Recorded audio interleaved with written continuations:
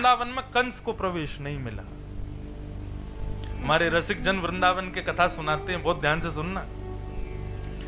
बोले क्यों? बोले क्योंकि ऐसा नहीं है कि कंस ने प्रयास नहीं किया, प्रयास किया था।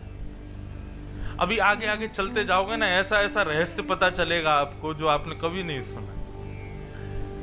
श्री वृंदावन में निवास हमारे वृंदावन बिहारी लाल करते हैं, वृंदावन में दर्शन, ये सप्त निधियों की, इनकी भी कथा हम सुनाएंगे। और आज तो ऐसा कुछ हुआ है कच्छ में गांधी धाम में आके कि मैं भी प्रफुल्लित हूँ। हमारे प्रेम जी, हमारे जो संगीत के, हमारे जो सब टीम के, हमारे जितने भी मुखिया हैं सब यहाँ बैठे हैं, ये भी आज बड़े प्रफुल्लित हैं क्योंकि आज कच्छ में कुछ मिला है हमें। और क्या मिला है वो कथा के विश्राम में बताऊंगा।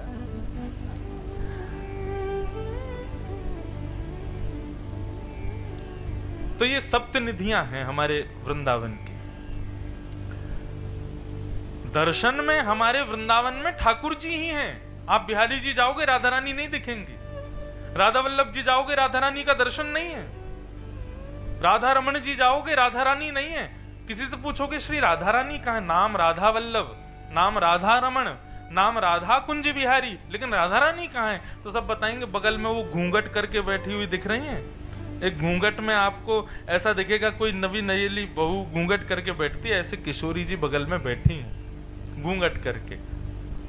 लेकिन वास्तव में किशोरी जी का दर्शन नहीं है वृंदावन में। क्यों? अब किसी राजा से मिलने जाओगे तो पहले सैनिक मिलते हैं और सैनिक परीक्षण करते हैं, तब राजा से मिलवाते हैं। तो ये वृंदावन के सैनिक हैं सारे, हमको यही मिलते हैं। राजा तो श्री किशोरी जी हैं, वो किसी को अधिकार देते हैं तब किशोरी जी मिलती हैं। ये हमारे वृंदावन के द्वारपाल हैं, सब खड़े हैं इधर उधर। अच्छा, ये अधिकार भी हमारा है, आप गुजरात के लोगों का नहीं है ये बोलने का, ये ब्रजवासियों का अधिकार है। हम ठाकुर जी को सैनिक बोल सकते हैं, हम ठाकुर जी को द्वारपाल बोल सकते हैं। एक बार हमारे एक पंडित जी कह रहे थे, बोले महाराज जी ठाकुर जी ने हमारे साथ क्या किया? मैंने क्या किया? बोले गीता का ज्ञान दे दिया हरियाणा वालों को, सोने की द्वारिका दे दी गुजरात वालों को, और ब्रजवासियों को क्या दे के गए? चोर की उपाधि। मैंने कहा नहीं, ज्ञान दिया हरियाणा में, कुरुक्षेत्र में, महाभारत के युद्ध के मध्य, और संपत्ति दी गुजरात को, लेकिन खुद को दिया ब्रजवासियों को। अपनी बुद्धि दी हरियाणा को, अपनी संपत्ति ऐश्वर्य दिया गुजरात को, लेकिन खुद को न्योछावर कर दिया हम ब्रजवासियों के लिए। आज भी श्री जगन्नाथ में दोनों भुजा उठा करके खड़े हैं और मानो इसी भाव से खड़े हैं कि कोई ब्रजवासी आए तो उसको मेरे हृदय से लगा दो। ब्रजवासी वल्लभ सदा मेरे जीवन प्राण, इनको नाही बिसारी हूँ मोहे नंद बाबा की याद। ठाकुर जी कहते हैं मैं नंद बाबा की सौगंध खा के कहता हूँ मैं सब भूल जाऊंगा, लेकिन ब्रजवासियों को कभी नहीं भूल सकता। क्यों? बोले ये मेरे प्राण हैं। किसी के प्राण उसकी संपत्ति में, किसी के प्राण उसके पत्नी में, किसी के प्राण उसके धन में, लेकिन हमारे ठाकुर जी के प्राण हम ब्रजवासियों में। ब्रजवासी प्रसन्न रहते हैं, ठाकुर जी खुश रहते हैं। तो हमारी किशोरी जी की कृपा नहीं थी कंस के ऊपर, लेकिन कंस ने क्या कभी प्रयास नहीं किया वृंदावन आने का? किया। पूतना को भेजा, धेनुकासुर को भेजा, कितने बड़े बड़े राक्षस भेजे। ऐसा नहीं है कि कंस ने प्रयास नहीं किया, किया। जब देखा कंस ने कि सब मारे जा रहे हैं तो कंस एक दिन खुद आया। लेकिन बंधुओं, हमारा वृंदावन साधारण नहीं है। आप सबने कथा सुनी हो तो एक बार जब रास बिहार हो रहा था तो देवादिदेव महादेव शंकर भगवान सोमनाथ पधारे हमारे वृंदावन में। क्या हुआ था पता है? फिर वृंदावन में प्रवेश नहीं हुआ। गोपियां बोली कि हे महादेव, आप भीतर नहीं जा सकते। तो महादेव बोले हमको रास करना। बोले रास में तो एक ही पुरुष जाएगा, वृंदावन में एक ही पुरुष है, बाकी सब स्त्रियां हैं। आपको भीतर जाना है तो पुरुष वेश त्यागना पड़ेगा। और परिणाम ये हुआ कि महादेव वहां गोपेश्वर महादेव गोपी बनकर के विराजमान हो गए। इसकी तो एक प्रसंग भी आता है कि एक बार एक बहुत बड़े संत थे, उन्होंने अपने जीवन में एक संकल्प लिया कि मैं कभी स्त्रियों को नहीं देखूंगा। कभी कहीं स्त्री दिख भी जाती थी तो वो ऐसे हाथ कर लेते थे, और उनके साथ में कुछ लोग चलते थे, वो पर्दा करते हुए चलते थे। कहीं भी माताएं बहनें दिखती थी तो दौड़ के जाते, बोले साइड हट जाओ, कहीं छुप जाओ, हमारे महाराज जी आ रहे हैं। अब माताएं बहनों को बड़ा अजीब लगता था, बोले कि भाई हम ऐसे भी क्या हैं कि हमको देख ही नहीं सकते। एक दिन मीराबाई का दो ही काम, तीन ही काम थे वृंदावन में। एक तो जगह जगह दर्शन करना, संतों के मध्य में जाके कुछ सत्संग करना, और विहरणी बन करके गाना। ये तीन ही काम थे वृंदावन में मीराबाई के। मीराबाई पूरी लिस्ट निकलती थी तो दौड़ के जाते, बोले साइड हट जाओ, कहीं छुप जाओ, हमारे महाराज जी आ रहे हैं। अब माताएं बहनों को बड़ा अजीब लगता था, बोले कि भाई हम ऐसे भी क्या हैं कि हमको देख ही नहीं सकते। एक दिन मीराबाई का दो ही काम, तीन ही काम थे वृंदावन में। एक तो जगह जगह दर्शन करना, संतों के मध्य में जाके कुछ सत्संग करना, और विहरणी बन करके गाना। ये तीन ही काम थे वृंदावन में मीराबाई के। मीराबाई पूरी लिस्ट निकालती थी पूरे दिन कि आज किन किन संतों के पास जाना है। एक दिन उस लिस्ट में उन्हीं संत का नाम आया जो कन्याओं को, स्त्रियों को नहीं देखते थे। मीराबाई को नहीं पता था, मीराबाई पहुंच गई। सैनिकों ने और जो संत के जो शिष्य थे उन्होंने रोका, बोले कि आप भीतर नहीं जा सकते। क्यों? हमारे गुरुजी का नियम है, वो स्त्रियों को नहीं देखते। अच्छा, मीराबाई का कभी आप चरित्र सुनेंगे ना, अब हम बोले ही जाते हैं, साल 2 साल कभी अगर अवसर होगा गांधीधाम में, फिर 4 दिन के लिए मीरा चरित्र सुनाएंगे। हमने कभी मीरा चरित्र कभी नहीं कहा आज तक, लेकिन अब भक्तिपथ परिवार यहाँ है, हमारे महाराज जी विराज रहे हैं, हमारे प्रेम जी और किरण जी, इनका पूरा परिवार सब मेरे ही हो गए हैं। तो कभी कभी मन होगा कि कुछ हटके कहना है तो हम आ जाएंगे गांधीधाम। हमारे लाल जी ने स्वीकार तो कर ही लिया है, तो कभी अवसर होगा साल 2 साल में कभी, तो 3-4 दिन के लिए मीरा चरित्र भी कहेंगे। बहुत सुंदर है मीराबाई का। आप चरित्र सुनेंगे तो वहां पे अनुभव होगा कि श्री मीराबाई जो थी ना, थोड़ी सी भक्ति भाव तो उनके अंदर था, लेकिन थोड़ी सी हठीली भी थी। थोड़ा सा लड़ने झगड़ना तो नहीं कहेंगे, लेकिन हाँ अपने बात को प्रमाणित कर देती थी। तो मीराबाई ने जैसे सुना स्त्रियों को नहीं देखते, हाथ जोड़ करके बोली, अच्छा तो मतलब आपके गुरुजी पुरुष हैं? शिष्य बोले कि क्या बात करती हो? बोले क्योंकि वृंदावन में तो एक ही पुरुष है, राधा रमण। उसके अलावा यहाँ तो महादेव भी स्त्री बनकर के बैठा है, यहाँ तो महादेव भी गोपी बनकर के बैठा है, लेकिन आपके गुरुजी शायद महादेव के भी देव होंगे, इसीलिए वो पुरुष हैं। चलो आप उनको मेरा निवेदन कर देना, हमने तो यही सुना है कि वृंदावन एक ही पुरुष है, बाकी सब यहाँ गोपी। और ऐसा कह के मीराबाई चली गई। शिष्यों से रुका नहीं गया, भीतर गए और जाके कहा, गुरुजी एक परम भक्ता आई थी, मीरा नाम है उसका, हमने मिलने से मना किया तो उसने कहा कि आपके गुरुजी का नियम है स्त्रियों को नहीं देखते, लेकिन वृंदावन में तो एक ही पुरुष है, हमें आज पता चला कि आपके गुरुजी पुरुष हैं। ये बात सुनते ही उनका मन, वो बड़े भजनानंदी थे, बड़े तपस्वी थे, बड़े ठाकुर जी की रस में डूबे रहते थे, लेकिन मन में ना कहीं उनके थोड़ा विचलितपन रहता था। लेकिन आज मीराबाई के सूत्र से उनके मन का विचलन खत्म हो गया और नेत्रों से झरझर आंसू बहने लगे। जब हम बहुत दुविधा में होते हैं ना, उस समय हमको उस दुविधा से कोई निवृत्त कर दे तो नेत्रों से आंसू निकल जाते हैं अपने आप सहज ही। तुरंत वो तो बोले, अरे कहाँ है वो, मुझे उसका दर्शन करना है। गए और मीराबाई का प्रथम दर्शन करके उन महाराज जी ने अपना स्त्रियों को ना देखने का नियम तोड़ दिया। बोले कि तुमने मेरी आंखें खोल दी, मुझे बता दिया कि भाई वृंदावन में एक ही पुरुष है। तो कंस ने एक बार प्रयास किया वृंदावन आने का, वृंदावन किशोरी जी की आज्ञा के बगैर नहीं जा सकते, और गए भी तो अब देखो, अब इस बात से प्रमाण होता है कि वृंदावन साधारण स्थान नहीं है, क्योंकि हम कुर्ता पजामा में गए और वृंदावन जाके कि हम वैसे ही रह जाते हैं। गोपी का मतलब कोई स्त्री भेष नहीं होता। अब देखो, यही बात समझने की है कि वृंदावन दिखता कुछ है कुछ और। प्रकट और अप्रकट, ये दो रूप हैं वृंदावन के।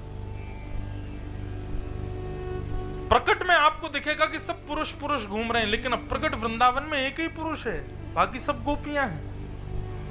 और गोपी किसे कहते हैं? अब गोपी भी प्रकट रूप से स्त्री को बोलते हैं, लेकिन अप्रकट रूप से कौन? गोवी ही इंद्रिय ही कृष्ण रसम पिबती गोपी, जो अपने प्रत्येक इंद्रिय से कृष्ण को पाना चाहे, जिसकी आंखें उनका दर्शन, कान उनका श्रवण करना चाहे, नासिका उन्हीं को ही ग्रहण करना चाहे, जीव उन्हीं के चरणों के प्रसाद को पाए, पैर उन्हीं की प्रदक्षिणा करें, हाथ उन्हीं के करताल बजावें। प्रत्येक इंद्रिय जब कृष्ण को पाने के लिए तड़पती है, तब वही पुरुष भी गोपी कहलाता है।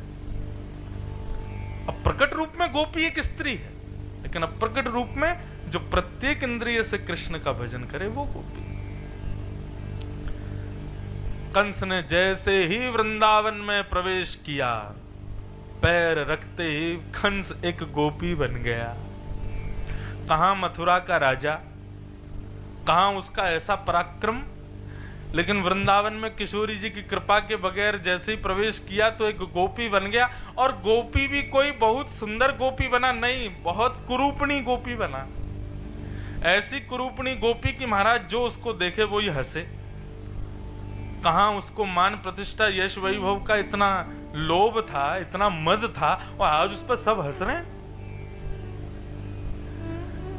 कंस रोने लगा, अपने आप को छुपाने लगा, ये क्या हो गया, ये लहंगा फरिया कहां से आ गए। जैसे तैसे जाके उसने यमुना जी में अपने आप को जब देखा तो नथनी नाक में, कानों में कुंडल, और महाराज बिल्कुल वो तो प्रचंड गोपी बन गया। गोपी बोला, ये क्या हो गया मेरे साथ। तब कंस ने अपने गुरुजी को पुकारा। उसके गुरुजी कौन? श्री नारद जी। हमारे नारद जी सबके गुरु हैं, राक्षसों के भी गुरु हैं, देवों के भी गुरु हैं। नारद जी आए, बोले, अरे कंस ये क्या हो गया, तुम्हारा रूप तो बड़ा भयानक हो गया। बोले कि अरे पता नहीं क्या, जब से वृंदावन आया मैं तो कृष्ण को मारने आया था, लेकिन यहाँ पर आते ही ये क्या हो गया है, मेरा रूप बदल गया है, कुछ करो, मुझे कैसे भी बचाओ। मैं वापस मथुरा नहीं जा सकता, इस रूप में मथुरा गया तो मेरी रही कहीं जो थोड़ी बहुत जो मेरी सम्मान है वो भी नष्ट हो जाएगा। तब नारद जी ने जाके किशोरी जी से प्रार्थना की कि हे श्यामा जी, कंस जो है आपने उसको गोपी बना दिया है। बोले, मैंने नहीं बनाया है, वृंदावन गोपी बनाता है। वृंदावन का प्रसाद है गोपी स्वरूप। पुनः याद रखिए, गोपी स्वरूप स्त्री भेष को नहीं कहते। वृंदावन का प्रसाद क्या है कि प्रत्येक इंद्रिय कृष्ण के लिए रोए, वो गोपी है। ये वृंदावन का प्रसाद है, ये मैंने कुछ नहीं किया है। लेकिन श्री जी आप कृपा करो ना, ठाकुर जी की आगे की लीला में कंस वध कैसे होगा अगर वो गोपी रूप में रहा तो। तब किशोरी जी बोली, एक काम करो, उसको एक अपराध करना पड़ेगा वृंदावन में, तब वो दोबारा राक्षस बनेगा। सुनो, बात बहुत गहराई की है। वृंदावन में उसको अपराध करना पड़ेगा, तब वो दोबारा राक्षस बनेगा। बोले, अपराध क्या करना पड़ेगा? बोले, किसी गोपी के यहां जाकर के और गोबर के कंडे थापने पड़ेंगे। कंडा समझते हैं? आपके यहाँ क्या बोलते हैं उसको? छाड़ा। छाड़ा, हाँ, तो गोबर का छाना थापना पड़ेगा। तो गोबर का छाना जब थापेगा तो वो जब सूख जाएगा। अब तो सुनो, अपराध क्या है? किसी गोपी के यहाँ उसकी गाय के गोबर का छाना थापेगा और वो जब सूख जाएगा तब उसको चोरी करके किसी और गोपी को बेचेगा। ये अपराध जब करेगा तब कंस दोबारा राक्षस बनेगा। गोबर चुराने का अपराध जब करेगा तब राक्षस बनेगा। कंस को जाके नारद जी ने बताया, तब कंस ने ये अपराध किया। एक गोपी के यहाँ जाकर के उसने काम मांगा तो गोपी ने कहा, हमारे यहाँ की गैयाओं की गोबर उठाया कर। तो कंस वहां गोबर उठाता था, उनका छाड़ा बनाता था, और जब वो सूख जाते थे तो उनको चुरा करके दूसरी गोपियों को बेच देता था। इस अपराध की वजह से कंस दोबारा राक्षस बना और भागा फिर मथुरा। ये है वृंदावन। आज लोग वृंदावन आकर के कितने बड़े बड़े अपराध कर रहे हैं, कौन सी राक्षस योनि मिलेगी उनको? खैर, हमें अपराधों की चर्चा नहीं करनी, लेकिन हमारी चर्चा का केंद्र बिंदु क्या है? तो वृंदावन जाया नहीं जाता, वृंदावन पाया जाता है। और पाया कैसे? श्री किशोरी जी की कृपा से। अब 7 दिन का एक नियम और समझिए, सॉरी 4 दिन का।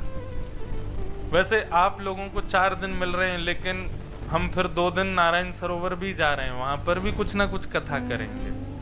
तो हमको तो पूरे 6-7 दिन ही मिल रहे हैं एक प्रकार से। तो 4 दिन का एक नियम और है कि अब यहाँ पर सामान्य कथा या सामान्य श्लोक या वैसे तो सामान्य नहीं है, सब श्रेष्ठ ही हैं, लेकिन यहाँ पर वृंदावन रसिकों की चर्चा ज्यादा होगी। और मैं पहले ही बता दूं कि वृंदावन रसिकों की चर्चा वृंदावन से बाहर करना एक प्रकार से निषेध प्राय है। वृंदावन से बाहर करना निषेध है, लेकिन वृंदावन कौन है? जहां रसिक जन मिल जाएं, जहां पर सब गोपी भाव कृष्ण को प्राप्त करने को बैठे हों, वो स्थान वृंदावन ही है। इसलिए ये परिसर वृंदावन है, इसलिए यहां मैं कर रहा हूं। तो रसिक जनों की हम चर्चा करेंगे। वृंदावन पाया जाता है, और कैसे पाया जाएगा ये हमारे वृंदावन के रसिक शिरोमणि श्री हरिराम व्यास जी बताते।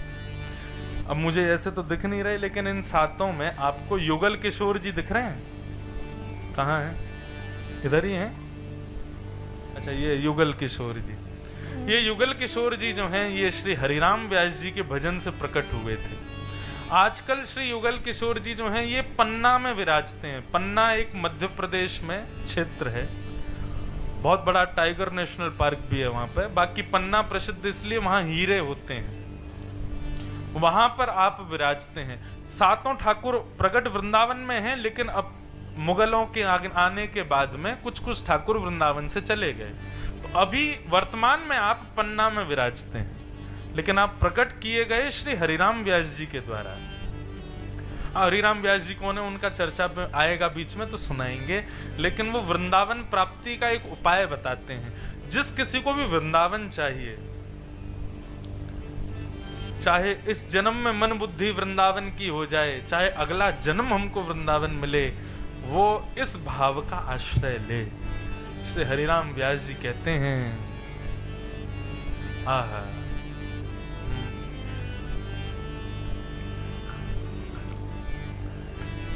किशोरी तोरे चरणन की रज पाऊं, किशोरी तोरे चरणन की रज गाओ। किशोरी तेरे चरणन की रज पाऊं, किशोरी तेरे चरणन की रज पाऊं। ओ बैठे रहूं कुंजन के कोने, बैठे रहूं कुंजन के कोने, बैठे रहूं कुंजन के कोने, बैठे रहूं कुंजन के कोने। श्याम राधिका गाऊं किशोरी तेरे, श्याम राधिका गाऊं किशोरी तेरे, श्याम राधिका गाऊं किशोरी तेरे, श्याम राधिका गाऊं किशोरी तेरे, चरणन की रज पाऊं किशोरी तेरे, चरणन की रज पाऊं। हाँ किशोरी तेरे चरणन की रज पाऊं, किशोरी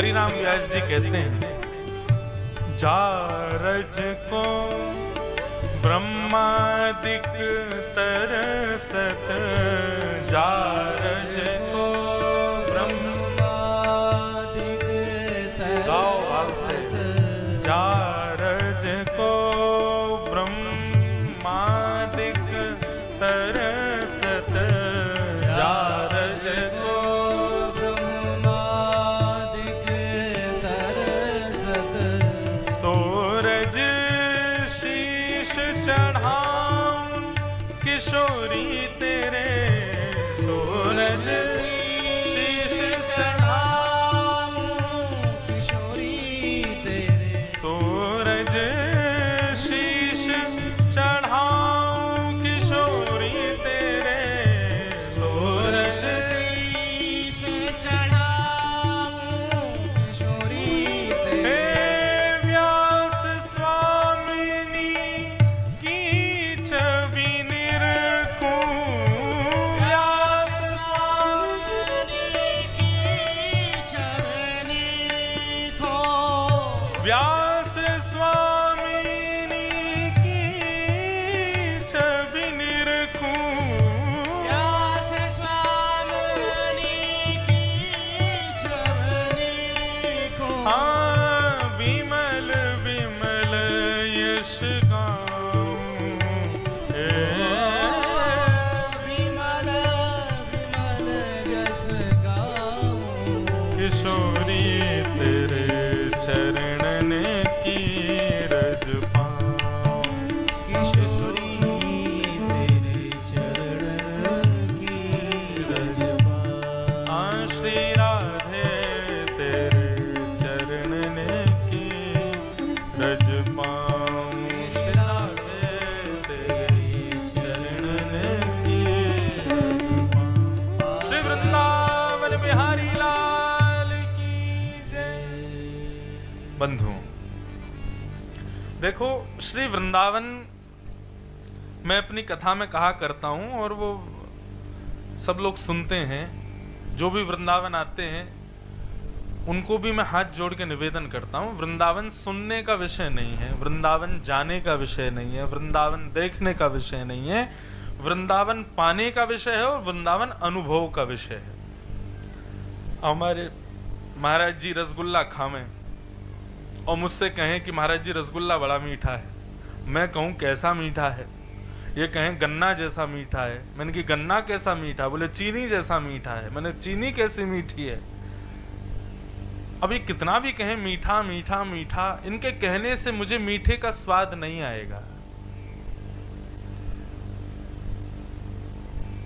स्वाद तो खाने से ही आएगा। ऐसे ही वृंदावन अगर मैंने सुना दिया है ना, आप नहीं समझ पाओगे। वृंदावन अनुभव का विषय है।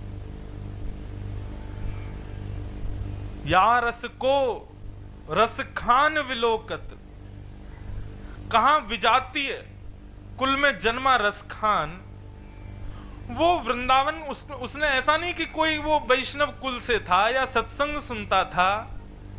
केवल रसखान के प्रसंग में ऐसा आता है कि रसखान जो थे ना, वो सुंदरता देखने के बड़े आदी थे। रसखान का ये नियम था, उसको कहीं सुंदर स्वरूप दिख जाए या कोई सुंदर दिख जाए तो रसखान थोड़ी देर रुक जाते थे, उसको देखने लगते थे। एक बार कुछ हरि चर्चा करते हुए संतों को सुना तो वे ठाकुर जी के सौंदर्य का वर्णन कर रहे थे। रसखान ने सुन लिया तो रसखान के तभी से मन में आया, इतना सुंदर क्या हो सकता है, ये इतना सुंदरता का वर्णन कर रहे हैं, ऐसे कमल नेत्र हैं, ऐसी नासिका, ऐसी मुस्कान, ऐसे घुंघराले केस, सांवले सलोने, त्रिभंग लली, पीतांबरी पहनते हैं, अरे आप लोग ऐसे ही बोल रहे हो, इतना सुंदर कोई हो नहीं सकता। बोले रसखान कभी तो आएगा तेरे सामने, तब पता चलेगी। अब रसखान को क्या मतलब पड़ा था वृंदावन से? केवल वो तो आगरा से इंद्रप्रस्थ जा रहा था राजा की आज्ञा मान करके, लेकिन जैसे ही लखी जिन लाल की मुस्कान, वृंदावन में श्याम सुंदर ने कृपा कर दी और रसखान को जैसे ही दिख गए, सदा के लिए वृंदावन का होके रह गया रसखान। राजा ढूंढते ढूंढते वृंदावन आए, वृंदावन आकर के रसखान को देख करके बोले, अरे रसखान। बोले कौन रसखान? अरे तुम हमारे सेनापति हो, रसखान बोले हम किसके सेनापति, कहाँ के रसखान कौन है, हमें कुछ नहीं पता, हम श्याम सुंदर के श्याम सुंदर हमारे, केवल हमको इतना पता है। सदा के लिए वृंदावन के हो गए। तो कहने का अभिप्राय वृंदावन सुनने का और वृंदावन जानने का विषय नहीं है, वृंदावन तो अनुभव का विषय है।